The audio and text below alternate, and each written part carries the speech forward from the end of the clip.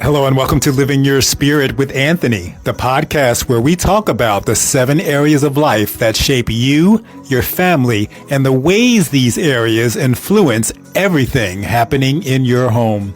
If you've got a question or something on your mind, you can call and leave a voicemail at 1-609-310-1777. All right, let's get into today's episode. Hello, friends. How do you feel about your marriage? How do you feel about getting married? Or if you were married, are you thinking about divorce? And if you got divorced, how are you thinking about divorce? Welcome to episode 137 of Living Your Spirit. This is Anthony, and we're talking about a topic that, unfortunately or fortunately, a lot of people deal with. And when I say unfortunately, I think it points towards divorce.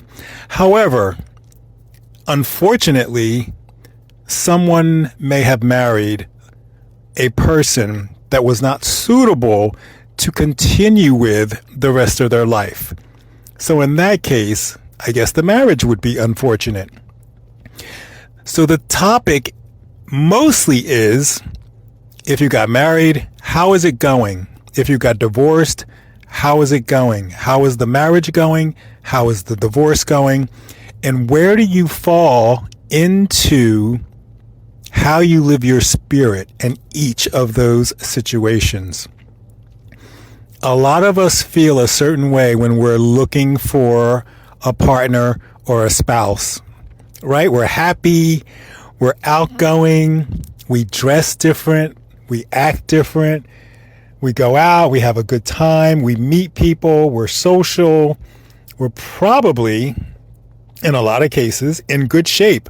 We work out, we go to the gym, we walk, we're involved in a lot of things with a lot of people.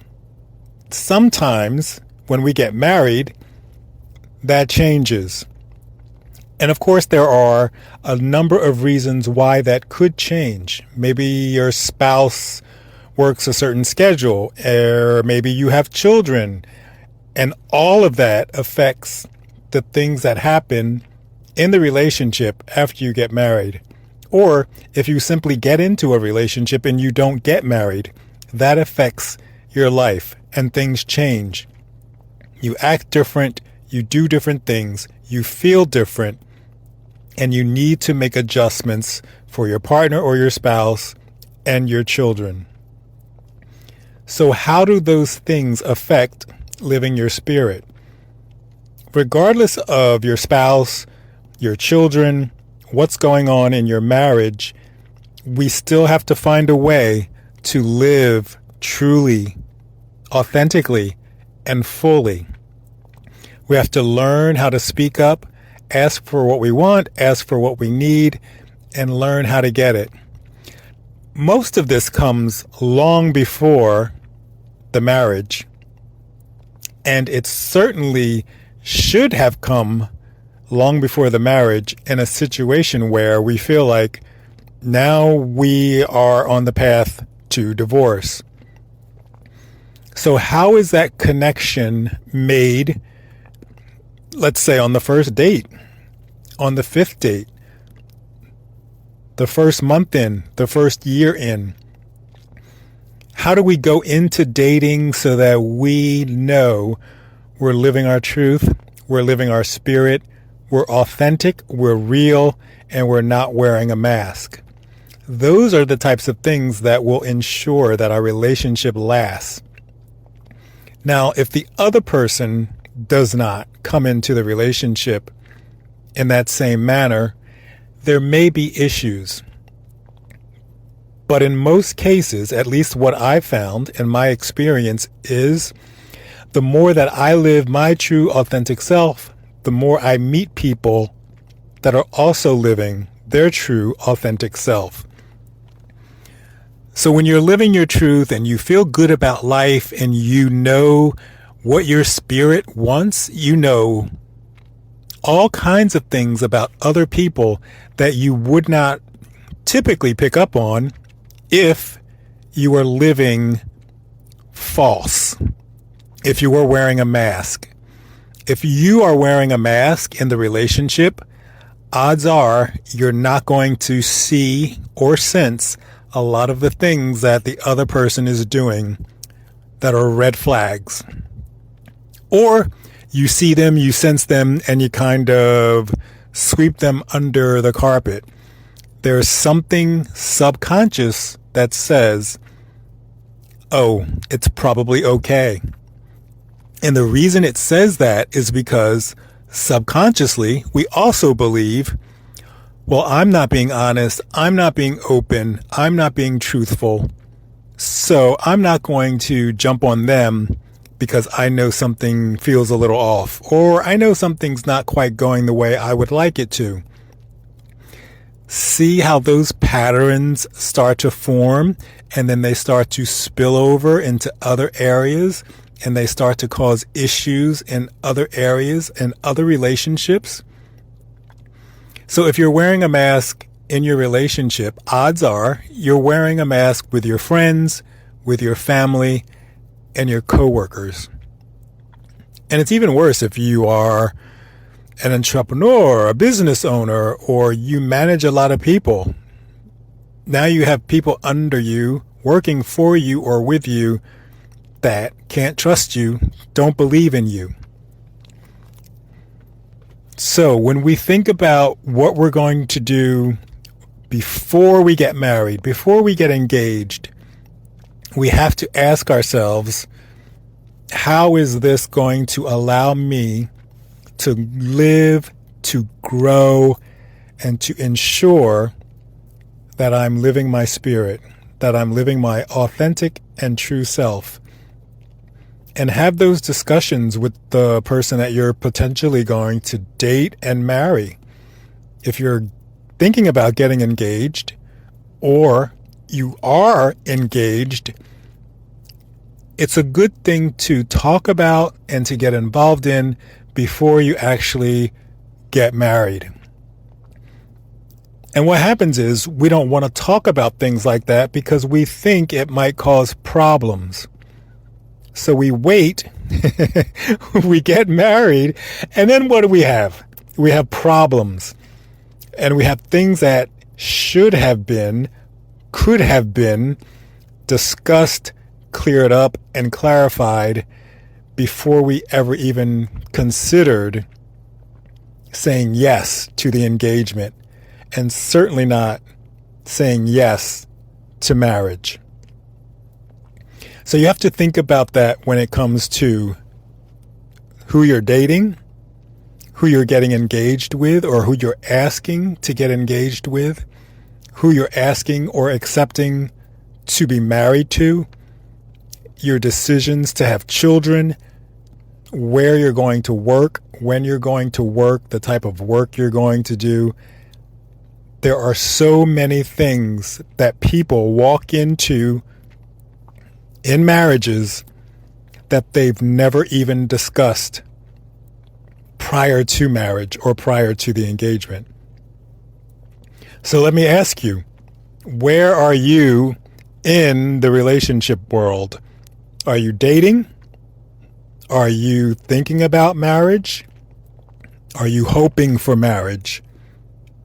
Are you in a marriage that's not going well and thinking about potentially getting a divorce? Are you thinking about separating? Are you wondering what steps you can take to make the relationship better? I'm interested and I'm curious. I want to hear from you. So at the beginning of the podcast, we do talk about calling in and telling your story. So please do that. We want to hear your story. I want to hear your story. And as long as you're okay with that, I certainly would like to invite you to some options that I can provide. And if you're thinking about divorce, why are you thinking about divorce? What's not working? And then when you look back, are there things that you could have said, could have done, that would make the relationship much better than it is now and kind of take the option of divorce off the table. So along with living your spirit, I do always and often talk to couples in relationships and marriages. The key is understanding. The key to understanding our partner is understanding ourselves.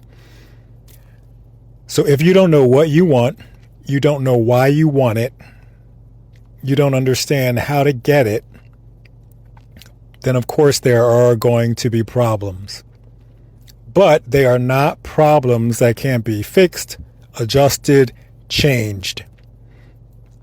And I think in all of the situations where I talk with couples and we actually get down to what do we really want in the relationship, 9 times out of 10, both people will say they much would rather that the relationship continue. In the moment, they certainly don't want the relationship to continue because it's not going the way they want. It's not going the way they need. They're not getting what they want and they're not getting what they need. And in that moment, they don't believe that they can or will get what they want and what they need. So once you start talking through that and you make a complete 360 because you're now willing to offer more information, offer more insight into who you truly are and what you truly want, it makes it a lot easier for your partner to look at the situation and say, okay, this is something that I think I can work with. This is something that I think we can work through, versus let's just split up. Let's just call it quits. Let's just walk away. I believe there are very few couples out there that get into relationships, get into marriage, and actually are okay just walking away from the marriage. People want the marriages to work. They just don't understand what needs to be done or how it needs to be done. So when you look into the future, 2026, the new year, and you look at today, current, what's happening now in my life and what's happening now in my relationship, you have to think, what's happening now and what do I want to happen tomorrow? And then you have to put things in place that allow you to get exactly what you want and exactly what you need. And that means having clear, open, honest, loving, compassionate conversations with people. It could be your husband, your wife, your partner, the person you're dating. It could be your child. It could be your parent. It could be your coworker. It could be a sibling. If you're in situations where you're wearing a mask, you're not living your truth, you're not living your spirit, you're not living your authentic self, then today is a good day to think about those relationships and say, wow, what can I do? What do I want to do? How do I want this relationship to be? Is this a relationship that I want to stay in? And when I say that, I mean mostly friendships or people that you have just started dating. Do I want to continue to date this person?